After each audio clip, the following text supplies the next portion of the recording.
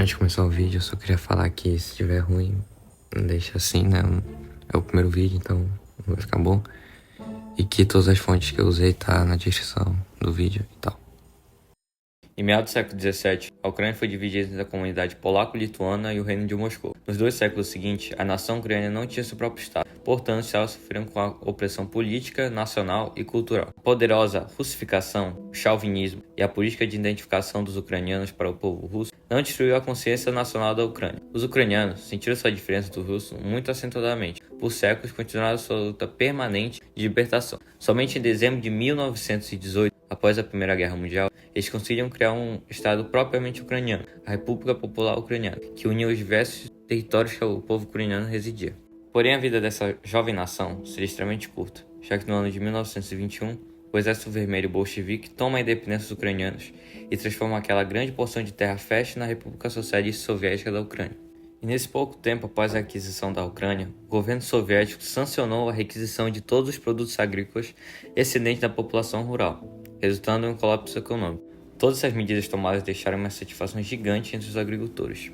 Assim, o presidente socialista Vladimir Lenin é forçado a interromper as requisições e é obrigado a trazer a nova política econômica, em março de 1921. O NEP, como era chamado, pretendia proporcionar maior liberdade econômica e permitir empresas privadas, principalmente para a fazenda independente, e pequenas empresas. A partir de 1923, as autoridades soviéticas também seguiram uma política de ucranização, um plano de liberação nacional e cultura que promoveu o uso da língua ucraniana na educação, na mídia de massa e no governo. O objetivo para a introdução do NEP e da ucranização era aumentar o apoio do regime soviético na Ucrânia. No final da década de 1920, após a morte de Lenin, o líder soviético Joseph Stalin consolidou seu controle sobre o Partido Comunista da União Soviética. Sentindo-se ameaçado pelo fortalecimento da autonomia cultural da Ucrânia, Stalin tomou medidas para destruir o campeonato ucraniano e as elites intelectuais e culturais ucranianas para impedi-los de buscar a independência da Ucrânia. Em 1928, a liderança soviética anunciou uma política de coletivização, combinando fazendas privadas individuais com as fazendas coletivas de propriedade estatal. Cada agricultor tinha um certo número de dias de trabalho para trabalhar, fora dos quais eles já eram pagos por produtos naturais. No entanto, principalmente a totalidade dos dias de trabalho foi tão miserável que negou oportunidades aos agricultores de se alimentarem e alimentar suas famílias. Considerando o forte senso de individualismo dos agricultores ucranianos, a implementação do sistema de política agrícola coletiva na Ucrânia recebeu muita resistência. A política do regime soviético provocou a resistência do povo ucraniano. Os historiadores registraram cerca de 4 mil manifestações em massa de agricultores no início da década de 1930, contra a coletivização, a política tributária, o roubo, o terror e a violência feita pelas autoridades.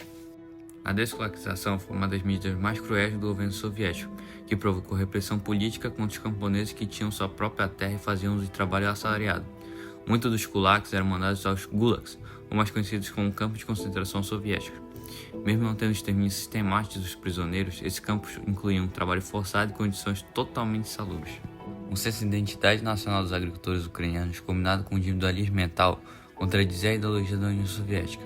Essa foi a base do nacionalismo ucraniano e foi uma ameaça à unidade e à própria existência da União Soviética. E foi por isso que o objeto de crime de genocídio foi especificamente a nação ucraniana. Para tentar enfraquecer toda essa leva revolucionária ucraniana, o regime totalitário stalinista realizou o extermínio genocida dos agricultores ucranianos como a parte predominante da nação e a fonte de sua força espiritual, cultural e material. A Ucrânia, com sua história de resistência ao domínio soviético, era uma ameaça ao regime comunista, temendo que a oposição às suas políticas da Ucrânia pudesse intensificar e possivelmente levar ao fim da Ucrânia não soviética. Stalin estabeleceu cotas de aquisição de grãos absurdamente altas, e essas cotas foram acompanhadas por outras medidas dracônicas destinadas a acabar com uma parte significativa da nação ucraniana. À medida que a fome aumentava, um número crescente de agricultores deixou suas aldeias em busca de alimentos fora da Ucrânia. As diretrizes enviadas por Stalin e Molotov em janeiro de 1933 impediram que esses agricultores saíssem da Ucrânia, selando efetivamente as fronteiras do próprio país. Para garantir ainda mais que os agricultores ucranianos não deixassem suas aldeias para buscar comida nas cidades, o governo soviético iniciou um sistema de passaportes internos, que foram negados aos agricultores para que eles não pudessem viajar ou obter uma passagem de trem sem permissão oficial. Essas mesmas restrições se aplicavam à região de Kuban, da Rússia, que faz fronteira com a Ucrânia, e na qual os ucranianos compunham a maior parte da população de Kuban, mais ou menos 67%. Na época do Holodomor também existiam as famosas listas negras, que basicamente consistia em algumas aldeias que, por não conseguirem obter a cota de grãos exigida pelo governo, eram cercadas por tropas e os moradores eram bloqueados de deixar ou receber qualquer suprimentos. Para tentar escapar da fome, as pessoas nas aldeias comiam qualquer coisa que fosse comestível. Grama, frutos nas árvores ou até mesmo seus próprios animais de estimação. Os arquivos da polícia soviética contemporânea contêm descrições do imenso sofrimento e desespero dos agricultores ucranianos, incluindo casos de ilegalidade, roubo, linchamento e até canibalismo. Durante o auge do Holodomor, em julho de 1933, os ucranianos estavam morrendo a uma taxa de 28 mil pessoas por dia. Cerca de 3,9 milhões de ucranianos morreram durante o Holodomor, de junho de 1932 a 1933, conforme estabelecido em um estudo de 2015 por uma equipe de demógrafos do Instituto Ucraniano de Estudos Demográficos. Enquanto os ucranianos estavam morrendo, o Estado soviético extraiu mais de 4 milhões de toneladas de grãos da Ucrânia em 1932, o suficiente para alimentar pelo menos 12 milhões de pessoas por um ano inteiro. Os registros soviéticos mostram que em janeiro de 1933 havia reserva de grãos suficiente na União Soviética para alimentar bem mais de 10 milhões de pessoas. O governo poderia ter organizado o alívio da fome e poderia ter aceitado a ajuda de fora da União Soviética. Moscou rejeitou a ajuda externa e denunciou aqueles que ofereceram. A maioria dos historiadores que estudou esse período da Ucrânia concluiu que a fome foi deliberada e ligada a uma política soviética mais ampla para subjugar o povo ucraniano.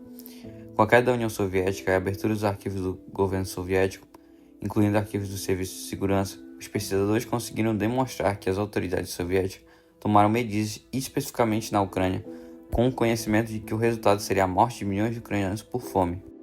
E como dedução de tudo, temos a conclusão do historiador Norman Davis sobre o Holodomor. A fome do terror de 1932 a 1933 foi um subproduto de dupla finalidade da coletivização, projetado para suprimir o nacionalismo ucraniano e a mais importante concentração de camponeses prósperos de uma só vez.